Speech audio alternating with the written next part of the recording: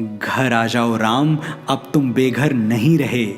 सरजू के तट फिर से तुम्हारे हुए। अवध के खेत खलिहान पोखर पनघट फिर से तुम्हारे हुए।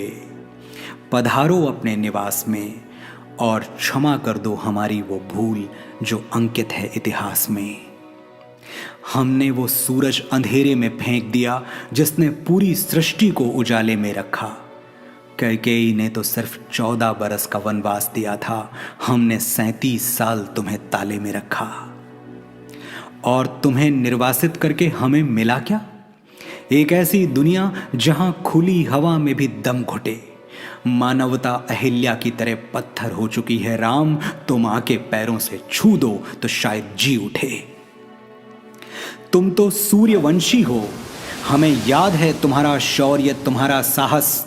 न्याय के हाथ में धनुष था एक और काटने के लिए अन्याय के सर थे 10।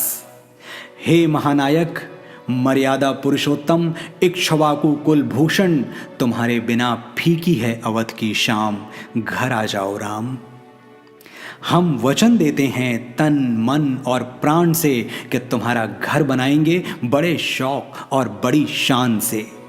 दीवारें इतनी मजबूत कि भेदभाव का रावण भेद न पाए।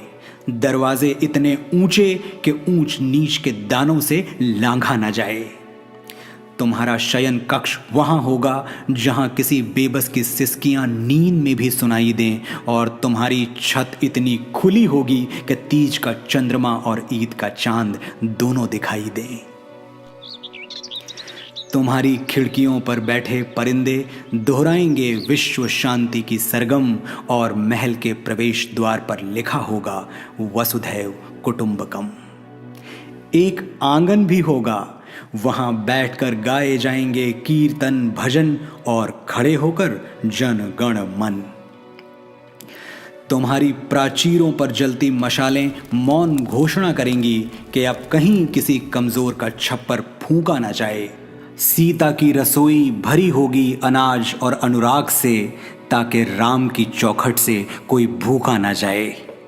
हमने रख दिया तुम्हारे भवन की नींव में पहला पत्थर, अब और न सताओ धनुर्धर।